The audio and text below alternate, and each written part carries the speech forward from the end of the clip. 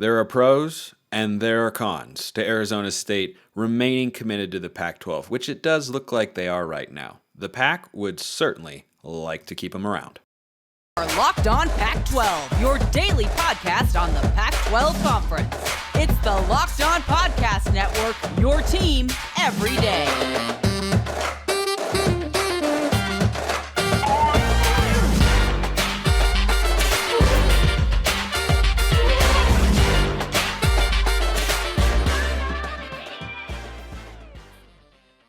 Welcome, everybody, to another episode of Locked On Pac-12. I'm your host, Spencer McLaughlin. Thank you so much for making this your first listen or your first view of the day. Part of the Locked On Podcast Network, your number one source to stay up to date with our beloved Conference of Champions. Like, comment, subscribe, please, and thank you wherever you listen to or watch this show. And we've got Richie Bradshaw today. He's the host of Locked On Sun Devils. We can't talk Arizona State and conference realignment and basketball, which we're getting to later as well, if we don't bring on Richie, of course. Yes, I know, little tear, not just that the Sun Devils lost, but how they lost. Yeah, we'll get to that a bit later. But Richie, it's great to have you on the show as always, my friend, representing the Forks. Forks up, which, by the way, I have photographic evidence. I was rocking a Sun Devils hat in Orlando at Disney World.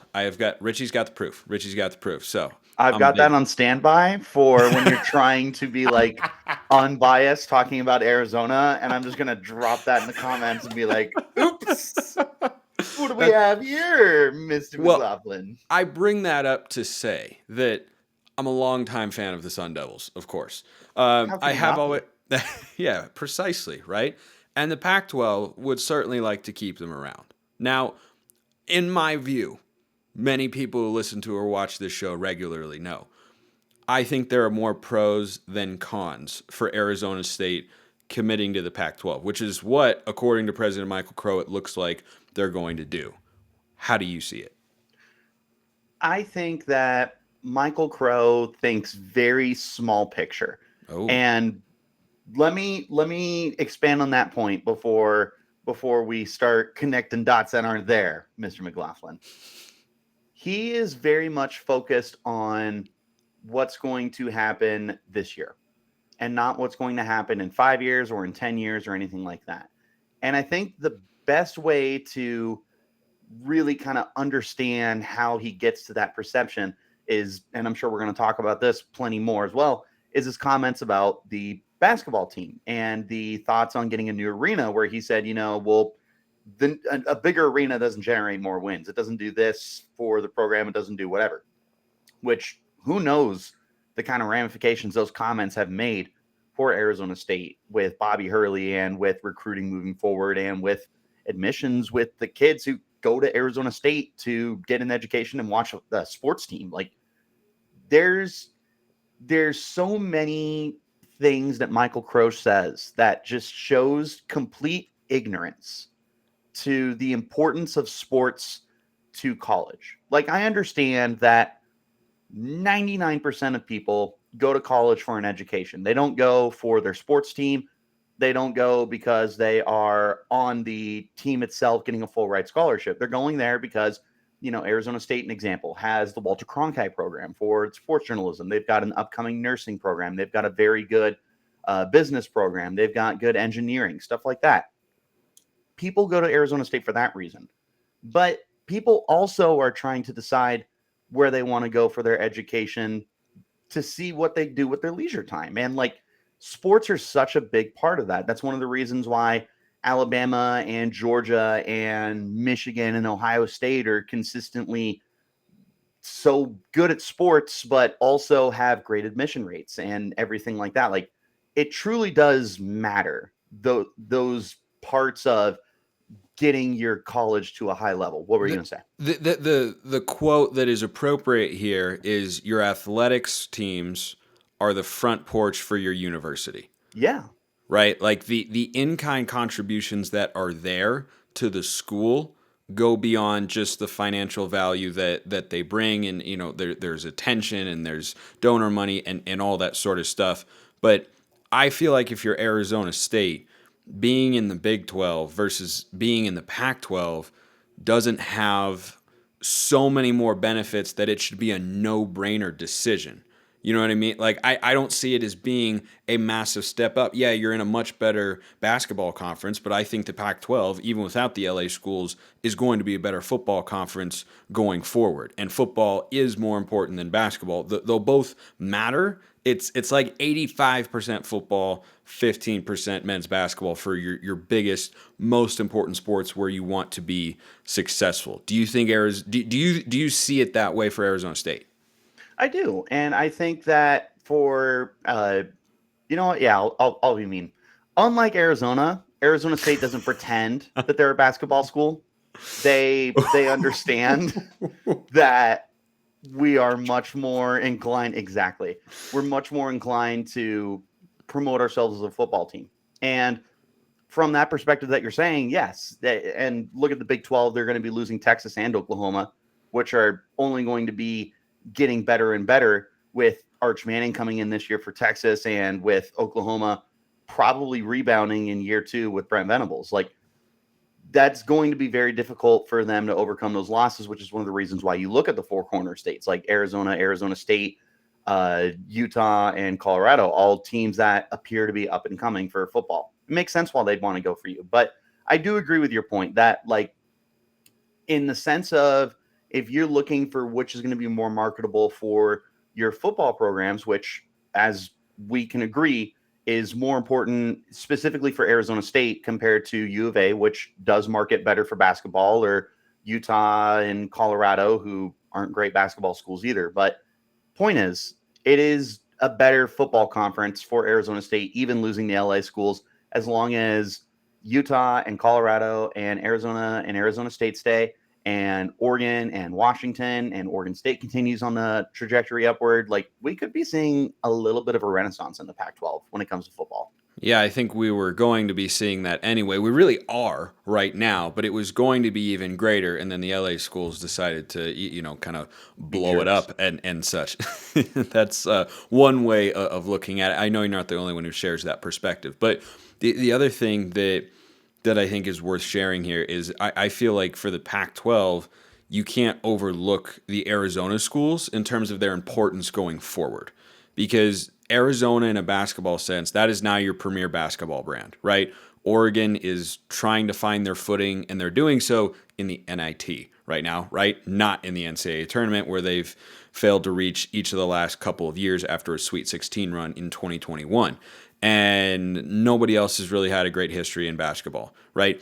Arizona State, I feel like, is a school that the Pac-12 does need to be valuing, not just because of, where they're located, but I've always felt and continue to feel like they're a bit of a sleeping, maybe not giant, because that requires, some level of history of great success, but they have a lot of untapped potential in a football sense when you look at the way that recruiting is blossoming in the state of Arizona.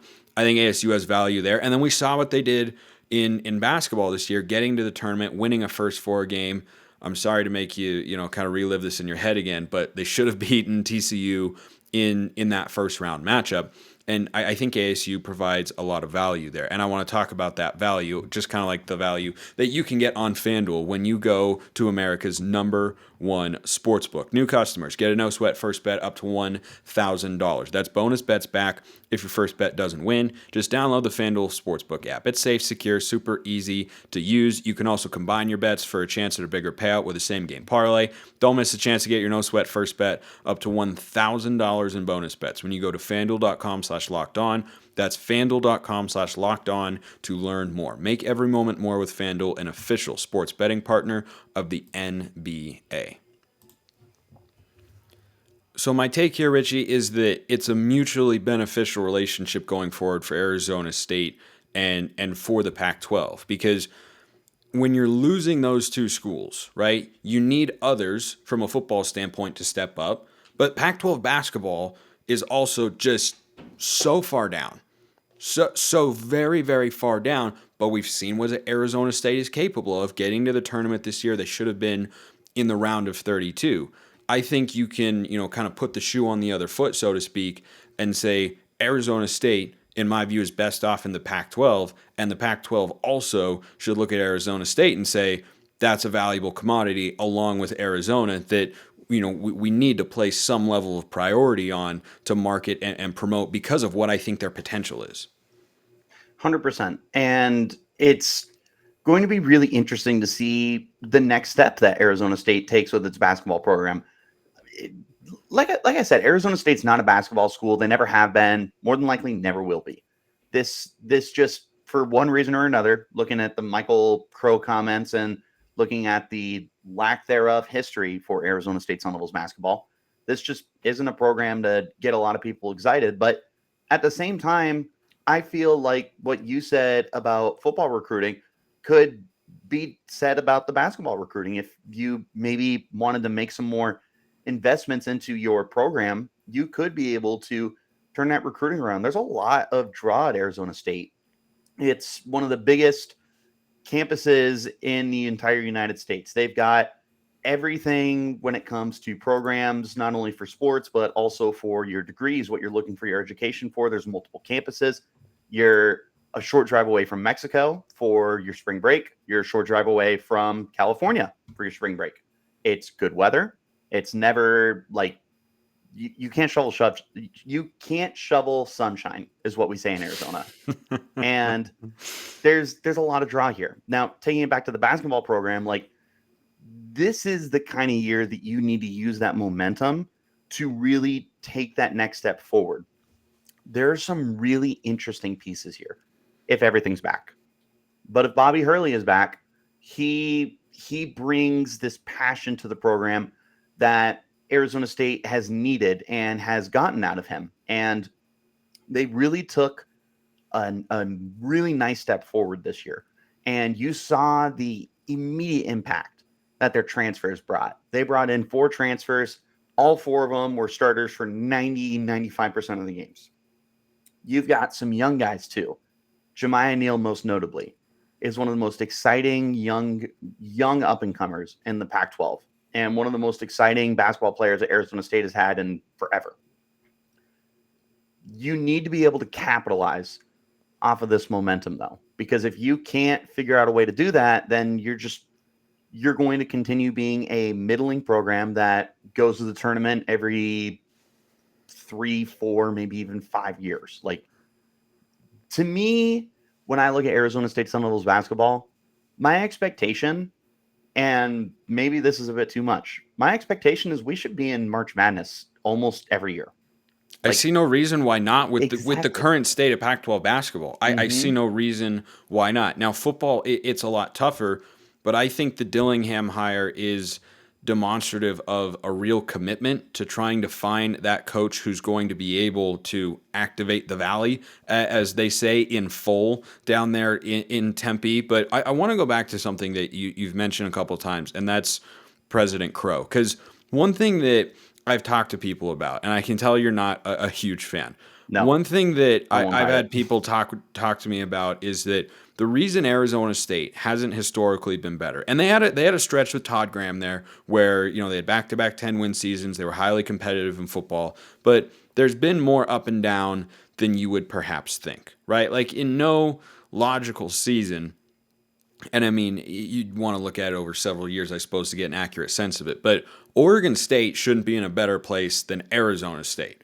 That shouldn't be a thing, but it is. Oregon State is much further along as a program right now than Arizona State in football. But one thing that I've heard people say who are connected to the school over the years is there isn't always the sort of institutional commitment that you need from an administration to be willing to step up and write some checks and make decisions. Do you feel like that's part of the reason that Arizona State in the basketball and football front has been held back? And if so, do you think that can change? I think that is 100% one of the biggest reasons that Arizona State sports have been held back is because of Michael Crow's inability and indecisiveness to want to go all in on his sporting programs. I've said this many times on my podcast. I'm sure I've said it on here. I'm sure I've said it to you in person if you've ever met me. The expectations at Arizona State are never national titles. But why can't they be? When you're one of the biggest colleges, like I already mentioned, you're a huge college. You have everything to offer. You got all the sports. You've got so many great things going for you. And yet you have a president who doesn't understand that if you wanted to make those investments, the rewards that you could get out of it.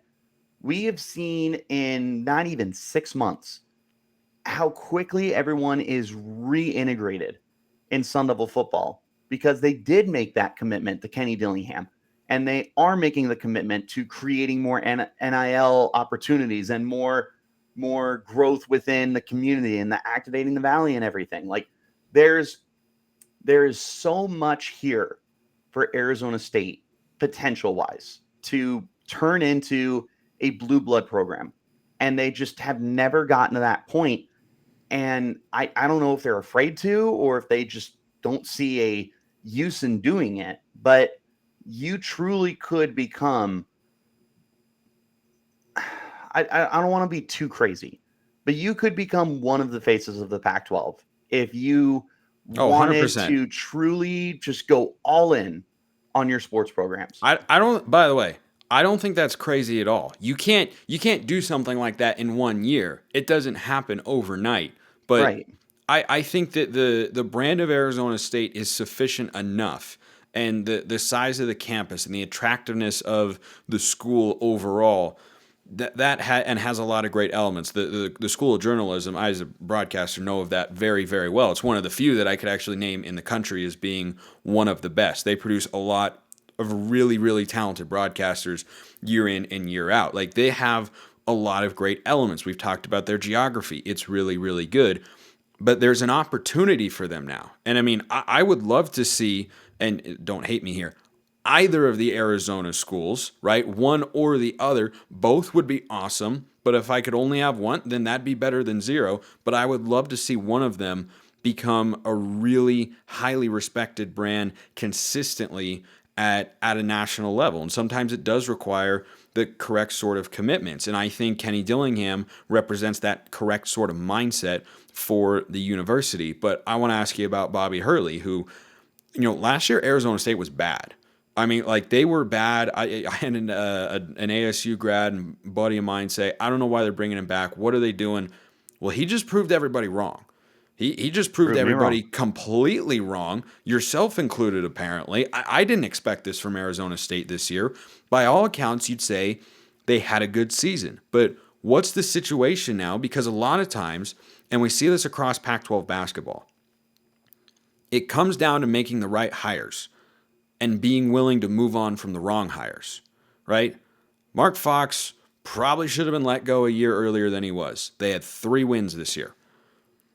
Jared Haas and Mike Hopkins are coming back at Stanford and Washington because those schools don't want to pay the buyout, right? They don't want to commit that sort of money to go and get a promising head coach, because you look at a lot of these schools and there's no reason other than making the correct hires that they shouldn't be better in basketball specifically. So how do you feel about the prospect of Bobby Hurley coming back to Arizona State? Is this a one-hit wonder?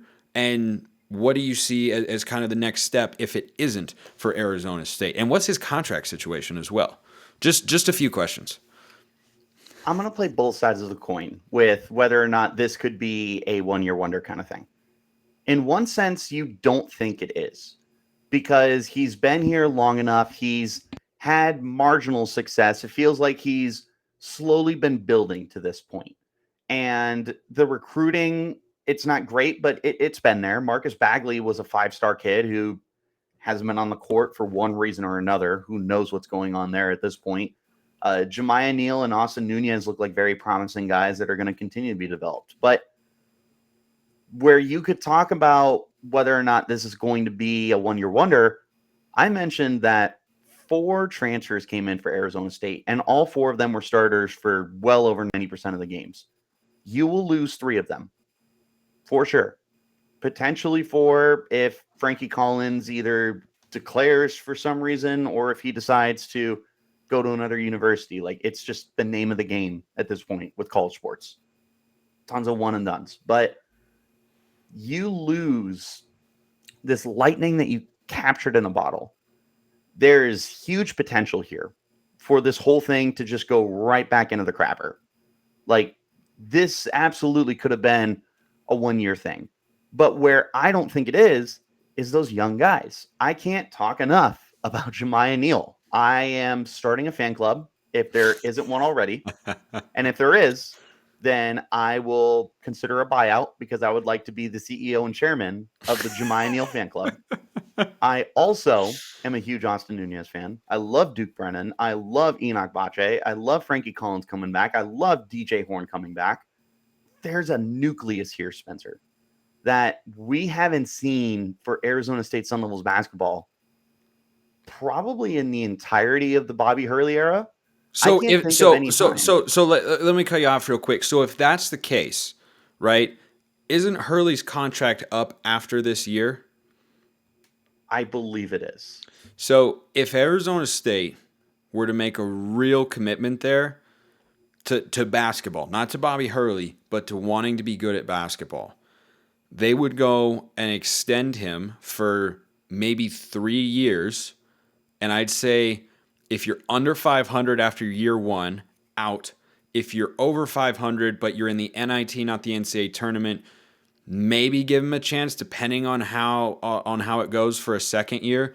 But it would be more ideal for ASU basketball right now to be able to look at Bobby Hurley and say, okay, go prove that wasn't lightning in the bottle. Because if they get back to the tournament next year, I think you've shown that he's got some staying power as a coach. But if they miss the tournament next year, even as I say this out loud, I think this is kind of the stance I'm taking.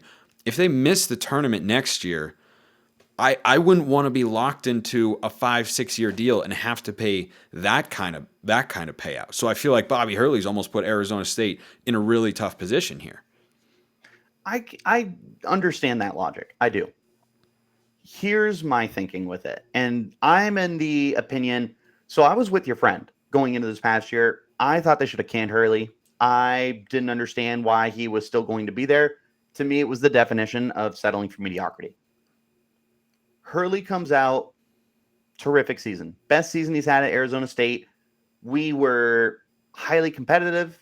It was a team that truly was deserving of making the tournament and nearly winning a couple games in the tournament. They should have won. They should have beaten a 6th seed in TCU from the Big 12. They controlled 5% of the game. Least, yeah. They led. I mean, they led for at least 90% of the game. It was their game to lose. It was a tough game, and they lost it, which sucks. But that's also the tournament. Yep, 100%. This is March, right? But yeah. My thinking with Arizona State basketball. What have I said numerous times? Arizona State's not a basketball school. I talk about settling for mediocrity. Right, wrong, or indifferent, you're almost kind of at that point where it's like, better the evil you know than the evil you don't. You're Arizona State. You can't fire Bobby Hurley and go and pick up the next Sean Miller, I guess, is the first name that popped into my head. You're not going to get that guy. No one is looking at Arizona State as my opportunity to become the next biggest name in college basketball. Like, you're just not that program. Maybe you could be in 20, 30 years, but you're not now, and you're not going to be anytime soon. So for me, Hurley has shown me enough to be competitive. Hurley has shown me enough to where I feel confident that if I stick with him, I can get to the tournament more often than not, and it'll put enough people in seats. But this is also a little bit of thinking from the Michael Crow and Ray Anderson aspect of it, where it's like, you're not patient, you're lazy with not wanting to replace these people. And it's a whole thing. That's where the concern would be for me is, what are the standards? What are the expectations? But then if things start to go south, how quickly are you going to be willing to move on, right? Or are you just going to be stuck with him if you sign him to, a 5-year extension because he made the tournament once? Well, if he goes 2 straight years and one of them's under 500 and one of them is in the CBI or the NIT, are you going to be willing to fire him at that time? That's why I think the details of that contract, if they do end up giving him one, are the most interesting. See, like, what kind of their standards and expectations are. Last thing I want to ask you, Richie, and it's kind of an ultimatum putting you on the spot here. Do you want Bobby Hurley to come back, or would you rather they go capitalize on this momentum with a different coach? I want Hurley. I Okay. think that Hurley at this point has built a culture that these kids are responding to. And I think that he has truly started to integrate himself with the fan base. And people in Arizona, people in Tempe love Bobby Hurley. There are 150 plus colleges that hate Bobby Hurley because he screams and yells and he swears and he's from Jersey and it's a Jersey thing, whatever you want to say about why he gets so mad all the time. But he is what he is. Like, when he's yours, you love him. And I had a really hard time coming around to that. And I truly just embraced everything that Bobby Hurley was this year. And he just feels like Arizona State Seminoles basketball at this point. And again, right, wrong, or indifferent, maybe you're settling for mediocrity by staying with Bobby Hurley. But again, I ask you, do you really think that you can go and hire the top guy on the coaching carousel right now, wherever he is in college basketball? It'd probably be a thriving mid-major hire. Right. Like, which has an element of risk to it. You don't know if you'd be able to keep the players. That thought in the back of my mind just lingers there. Like, what if this was a flash in the pan and you give a guy a 5-year contract because of that and you want out of it by year 2? Is Arizona State the sort of place that's going to be willing to say, let's pay, $6-7 million or whatever it would be of a buyout if you're giving him, between $1 and $2 or $2 and $3 million a year is what I assume his salaries in that range. And that's what I'm saying, right? That's what I'm saying. It puts him in a tough situation, but we're in an easy situation every time we get Richie on the show. He's the host of Locked On Sun Devils, YouTube, wherever you listen to your podcasts, Monday through Friday. He is your guide, as he says, for all things Arizona State athletics, and we appreciate him guiding us through today's show. Good to see you as always, my man. Absolutely. Sorry, I'm emotional about I almost said Michael Scott. No, we love Michael Scott. I'm sorry I'm emotional about Michael Crow. He's got me feeling a certain way lately, and I just want to enjoy my sports. Well, we all do, and indeed we shall. And we will see you next time, whenever that may be. Thanks, everyone, for listening. Appreciate you doing so. Have a wonderful rest of your day.